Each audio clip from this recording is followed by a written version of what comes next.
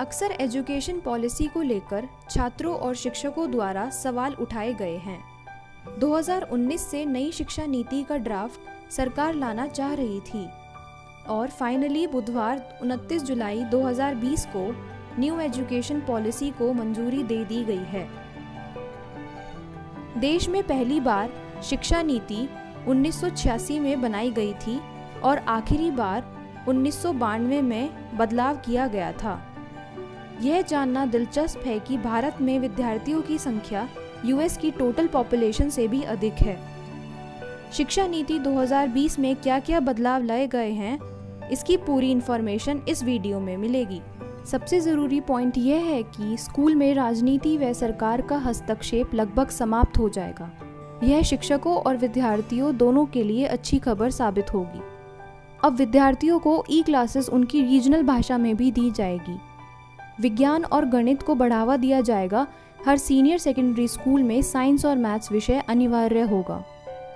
अब से 3 language based स्कूली शिक्षा होगी।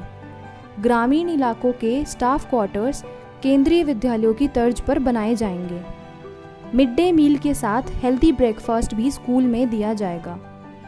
फॉरेन लैंग्वेज कोर्स भी स्कूलों में शुरू होंगे। टेट लागू होगा अप टू सेकेंडरी लेवल।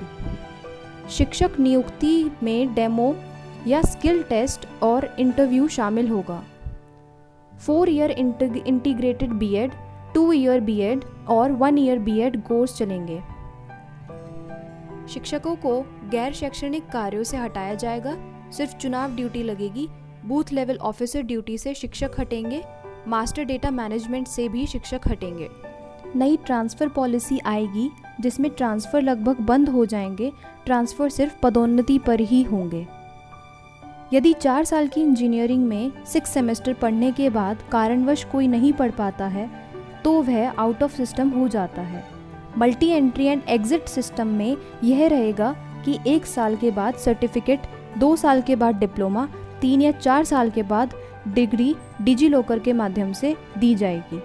किसी कारणवश कुछ साल का गैप होने के उपरांत विद्यार्थी को पुराने सेमेस्टर रिपीट नहीं करने होंगे। मल्टी डिसिप्लिनरी एजुकेशन से विद्यार्थियों को अलग अलग विषय चुनने में लाभ होगा। जैसे अगर कोई फिजिक्स के साथ म्यूजिक चूज करना चाहता है तो उसे खुली छूट होगी।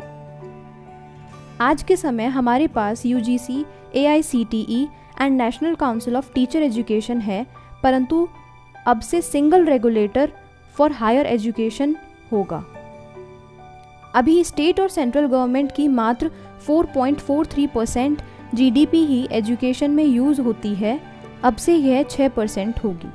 12 years for school in 5+3+3+4 model. Report card में 3 तरह के मूल्यांकन होंगे। पहला, विद्यार्थी खुद अपना मूल्यांकन करेगा। दूसरा, सहपाठी उसका मूल्यांकन करेंगे। तीसरा, शिक्षक विद्यार्थी का मूल्यांकन करेंगे।